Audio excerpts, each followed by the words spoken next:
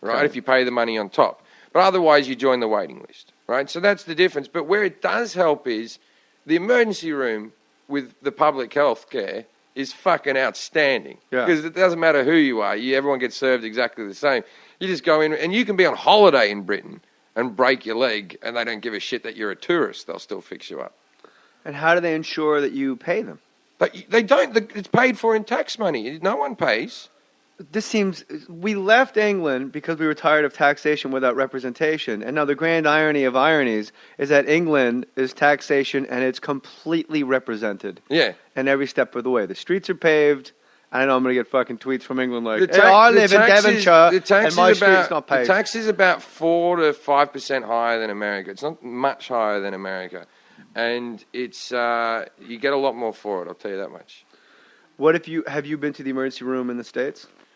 I know. I can't lie to you and say I have, but I expect it's awful. Nick DiPaolo, great comic, said Yeah, I love Nick, yeah. he'd go to the emergency room and the line is so long, the guy in front of me had a musket wound. I love that shit. I mean, what a fucking line, right? But it really is indicative of like how it goes down. You really feel like such a stooge sitting there with, your throat's closing because you got stung by a bee and you're allergic, and there's just like addicts in front of you like, well, I need my motherfucking medicine. And you just got to wait behind like, it seems to be a ghetto hangout. Yeah, when I was in the head injury one, they put me in a room with 6 other guys to spend the night, which should have been called people who act like cunts, right? And it was just a room of like drunken, like people being glassed. Like being glassed is a very popular thing in Britain when there's a fight. Everyone always goes to smash a bottle into someone's face. I used to do a joke about it that was the British are the only people who use the word glass as a verb. Right? So you'd have these guys that were all, like their faces were all cut up. I had a fractured skull. And then the cops were coming in and interviewing everyone and just, doing the pulling of the curtain. Hello. Yeah. So what happened in this fracas or whatever they call it? Yeah. But it was just drunken punching each other up. I'm always fascinated with England that the cops have no guns. And obviously gun crime in England is minimal.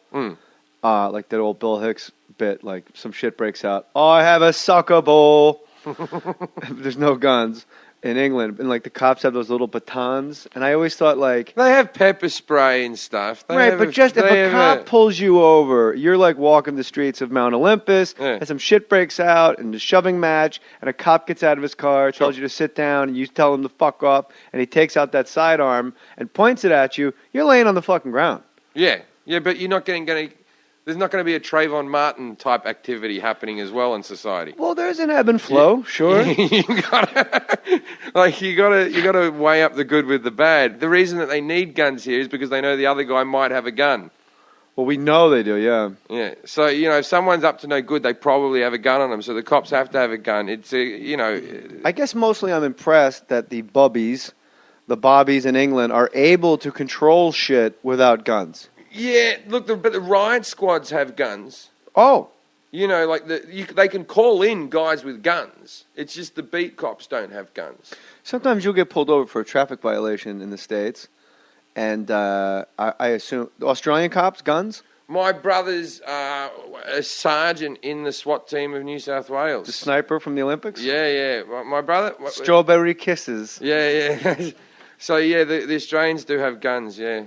Well, in England, you get pulled a traffic stop. They just come to the car and probably talk to you. But here in the U.S., sometimes you get a traffic stop, and when the guy comes to your car, he has his fucking hand on his gun. Yeah, but you're like, you might have a gun. But I was doing 45 in a 25. There's no reason to assume you might need that shit. I'm in a minivan. I had a horrible break-in. A house robbery happened, a home invasion where I was tied up and all that type of stuff. Whoa. All right, let's hold on. Where was this? This was in Manchester.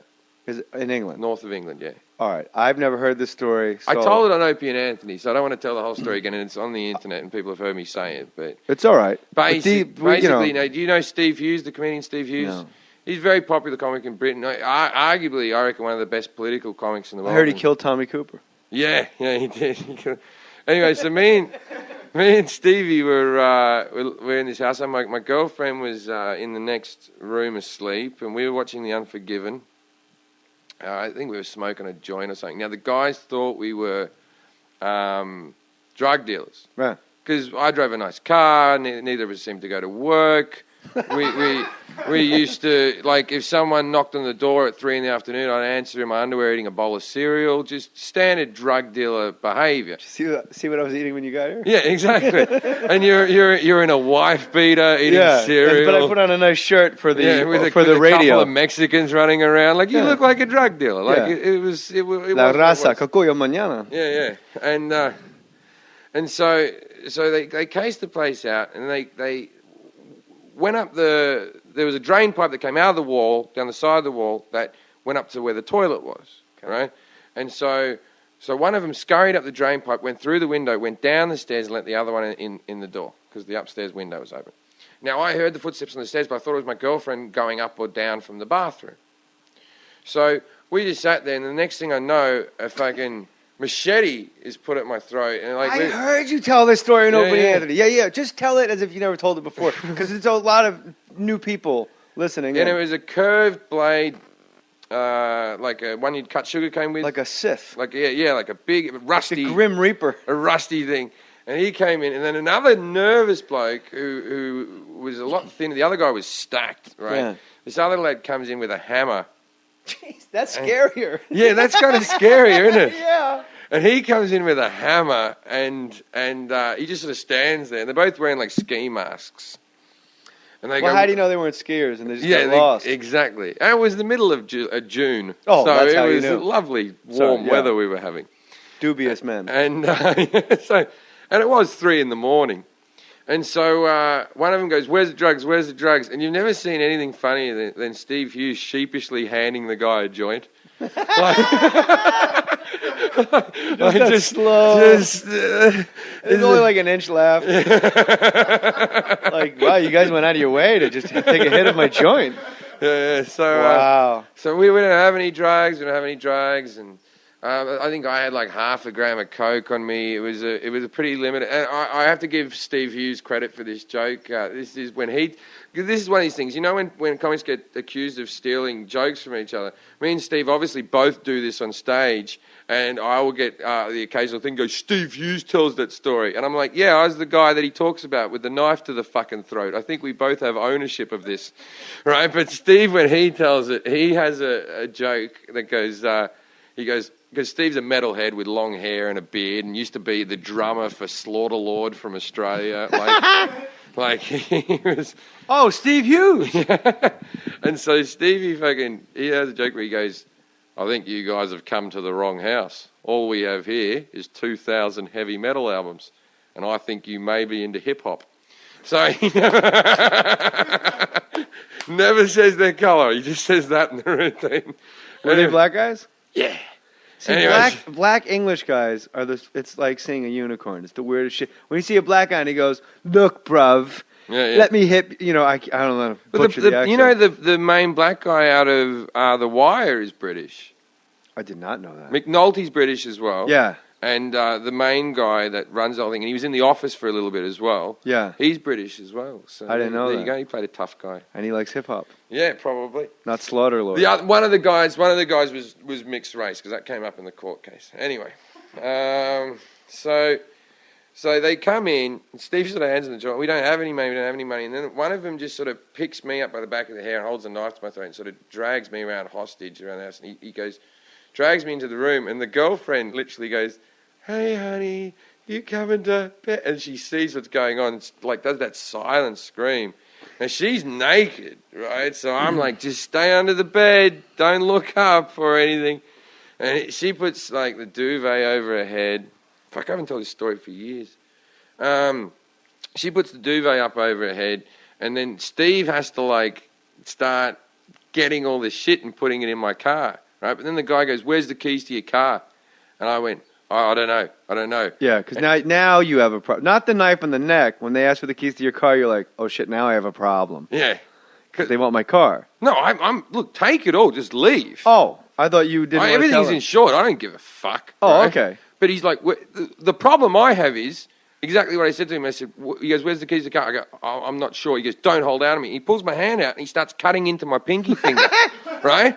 And I'm there going, mate, every morning it takes me 10 to 20 minutes to find the keys in my car. Under this pressure right now, I'm a bit stoned. Do you really think I know where my fuck... If you let me walk around a bit, I'll get them for you. Like this, right? You stop holding out. And then one of the guys was like, yeah, that's true. It takes me a while to find my keys as well. Like he was like, yeah, no, I understand where he's coming from. The big guy said that. Yeah, no, the big guy's cutting in the skinnier guy with a hammer, and he's like, well, just think about it. And I see like I was in my underwear, it was late at night, just underwear and a t-shirt, and I go, over there, right? Check those jeans. And he checks the jeans, the keys were there, and I was like, fucking fantastic. So he ties me up. He gets This is crazy. He gets the power cord from my girlfriend's hair straighteners, and he starts to tie me up. Now at this stage, I'm acting like, oh, it's really tight, because I have visions. I have visions of everyone getting tied up, and me breaking free and kicking some ass. Being the hero. Right? Jim Jefferies, hero. Right. But that leads you to ask, why wouldn't I just kick ass before I was tied up? Why would I'll tell you why, because that's when they expected. You were taking the long view. Yeah. I was going to wait until they were over there tying up, and then I was going to... They expect resistance in the front. That's why such a display of power to intimidate. Yes.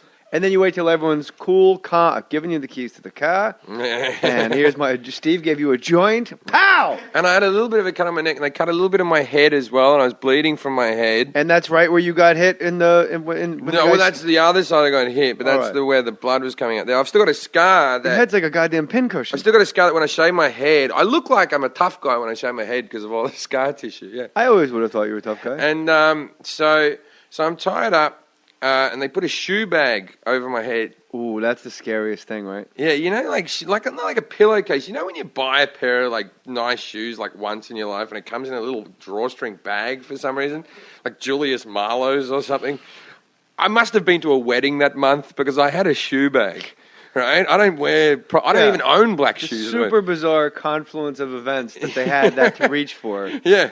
And my room's a fucking mess. And they were sort of telling... I'm a grubby guy, and they were sort of telling me how messy my room was.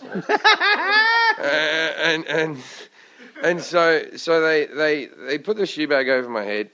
And then one of the guys out of the two, the nicer one, right, good guy, the guy with the hammer, he goes over to my chest of drawers, and I have pictures... I'm not as sentimental as I used to be, evidently, but I used to have pictures of my nephews and nieces up, because I just moved away from Australia and I had pictures of family. There's all these pictures of these kids, and one of them picks up the picture and goes, because the guy with the knife's getting really violent now and saying he's going to rape the girl and he's getting out of control, right? And he goes, either you guys got kids. And Steve Hughes, as quick as a fucking whip, goes, I got a 5-year-old boy. Right? Steve doesn't have a kid. Steve doesn't have any fucking kids, right? I'm the one tied up. He's selling his best mate up the fucking river, right? And going, I've got a 5-year-old boy. And I'm thinking, you cunt. Who are they going to kill now, right?